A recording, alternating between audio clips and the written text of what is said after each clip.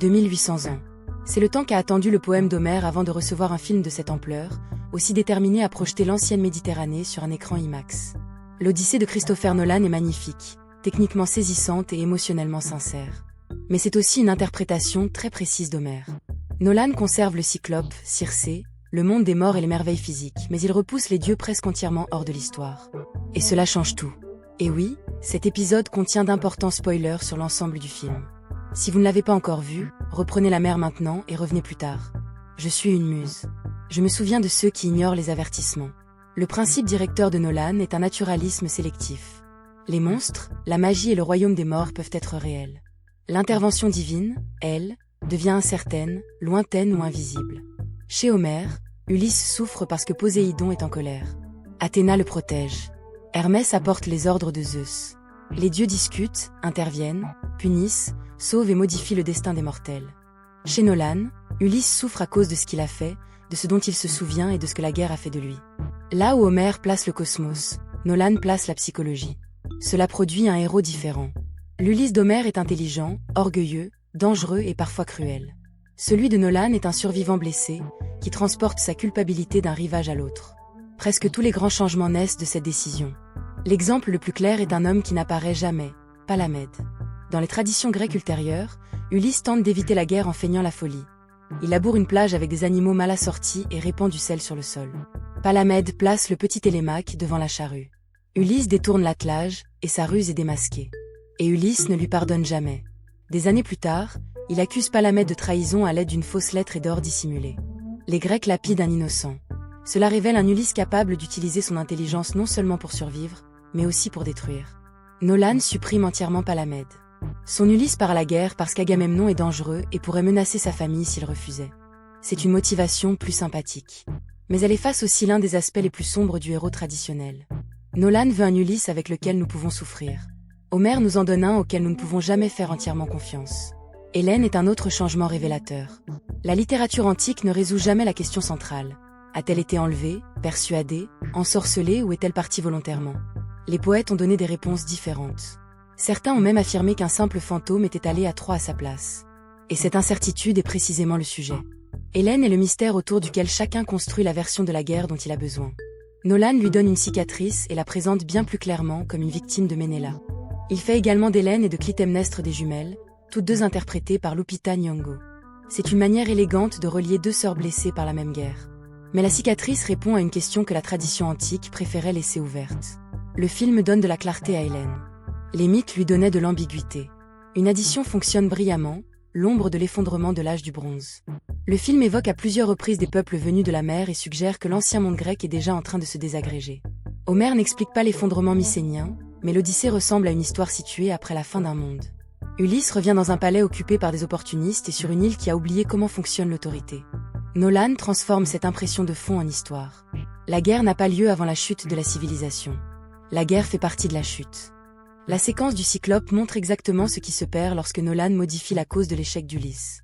Chez Homère, Ulysse dit à Polyphème qu'il s'appelle personne. Après lui avoir crevé l'œil, Polyphème hurle que personne l'attaque, et les autres Cyclopes s'en vont. C'est une ruse brillante.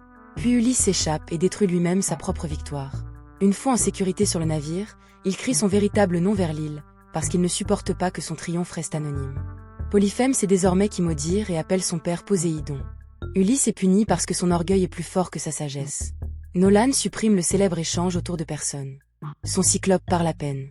Et une fois qu'Ulysse s'est échappé, il attaque la créature déjà aveugle avec une flèche, dans un accès de colère, provoquant la perte d'autres vies et d'autres navires.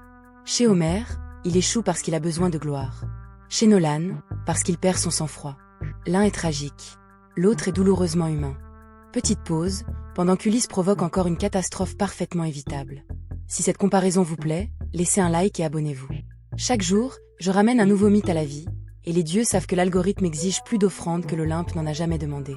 Et dites-moi dans les commentaires, quel changement a le mieux fonctionné et lequel Nolan aurait-il dû laisser tranquille? La Circé de Samantha Morton est l'une des présences les plus fortes du film, mais Nolan simplifie son histoire. Chez Homère, Hermès remet à Ulysse l'herbe mollie, qui le protège de la magie de Circé. Ulysse résiste au sort, négocie avec elle, devient son amant et reste un an sur son île. Circé devient ensuite une alliée et lui donne des instructions essentielles pour la suite de son voyage. Dans le film, il n'y a ni Hermès ni Molly. Ulysse survit grâce à sa prudence, son instinct et ce qu'il peut utiliser pour négocier. L'oiseau en cage, qui se révèle être la sœur métamorphosée de Circé, devient un levier dans la confrontation. La scène est mémorable, mais Circé devient un obstacle plutôt qu'une figure dangereuse qui se transforme peu à peu en guide, en hôtesse et en amante. Morton donne au personnage une profondeur immense. Le scénario lui laisse beaucoup moins de temps pour l'exprimer. La transformation la plus créative de Nolan est peut-être Calypso. Chez Homère, Ulysse raconte ses aventures aux Phéaciens, qui finissent par le ramener chez lui. Calypso le retient sur son île jusqu'à ce qu'Hermès arrive avec l'ordre de Zeus de le libérer. Nolan supprime les Phéaciens et fait de Calypso l'auditrice des souvenirs d'Ulysse. Il déplace également le lotus dans son histoire. Chez Homère, les lotophages apparaissent dans un épisode séparé. Dans le film, Calypso utilise les fleurs pour brouiller la mémoire d'Ulysse. L'oubli devient une drogue. Ce souvenir d'Ithaque ressemble à une forme de sevrage. C'est une excellente idée de cinéma. Raconter son histoire devient le moyen par lequel Ulysse se reconstruit. Mais, une fois encore, les dieux disparaissent. Aucun Hermès ne porte un ordre de Zeus. Ce n'est pas l'univers qui libère Ulysse. C'est la mémoire. Le royaume des morts est extraordinaire, mais la personne qu'Ulysse y rencontre révèle les priorités de Nolan.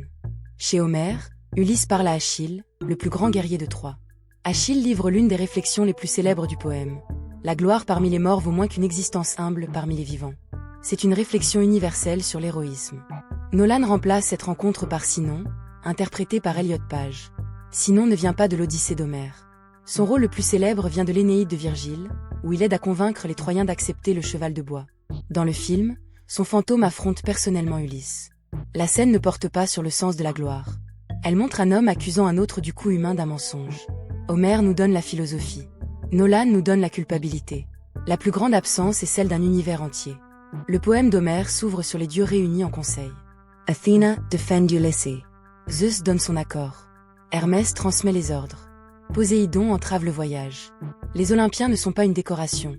Ils forment le mécanisme même de la cause et de l'effet. Nolan supprime Zeus, Poséidon, Hermès et presque toutes les interventions directes.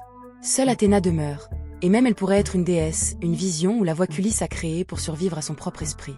Cette ambiguïté change ce que l'Odyssée pense que le monde est. Chez Homère, la nature possède une personnalité. La mer peut voyer. La sagesse peut marcher à vos côtés sous un déguisement. L'univers a des intentions, et les mortels doivent négocier avec elle. Chez Nolan, le ciel est presque toujours vide. Le monstre est réel. La malédiction, c'est le traumatisme. Puis il y a Argos. Chez Homère, le vieux chien reconnaît Ulysse sous son déguisement de mendiant. Ulysse doit continuer à marcher. Il ne peut ni s'agenouiller, ni parler, ni le toucher sans mettre son plan en danger. Il cache une larme, et Argos meurt après avoir vu son maître une dernière fois. La cruauté réside dans la retenue. Le déguisement maintient Ulysse en vie, mais lui coûte son dernier instant avec la créature qu'il a aimée sans condition. Nolan permet à Ulysse de reconnaître et de caresser le chien, et cette rencontre aide Télémaque à comprendre qui est réellement l'étranger. C'est plus tendre. C'est plus ouvertement émotionnel. Mais la version d'Homère fait mal parce que le masque ne peut pas tomber. Le dernier changement est le plus important. Tout le poème d'Homère est organisé autour d'une hosto, le retour chez soi. Ithaque n'est pas une prison. C'est la récompense. La mer n'est pas la liberté. C'est l'obstacle qui sépare Ulysse de la vie qu'il désire. Nolan inverse ce sens. Télémaque devient roi, tandis qu'Ulysse et Pénélope prennent ensemble la mer vers l'ouest. La fin évoque des versions plus tardives du héros, notamment celles de Dante et de Ténison. Ulysse comme homme inquiet, incapable de rester chez lui, toujours attiré par ce qui se trouve au-delà du couchant. Nolan prépare soigneusement cette fin. Au début, Pénélope propose de fuir vers l'ouest. Ulysses refuse. À la fin, ils accomplissent ce voyage ensemble. Estructuralmente, la boucle se referme.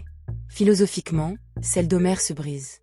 Chez Homère, le voyage compte parce qu'il se termine à la maison. Chez Nolan, la maison compte parce qu'elle devient le lieu qu'ils choisissent de quitter.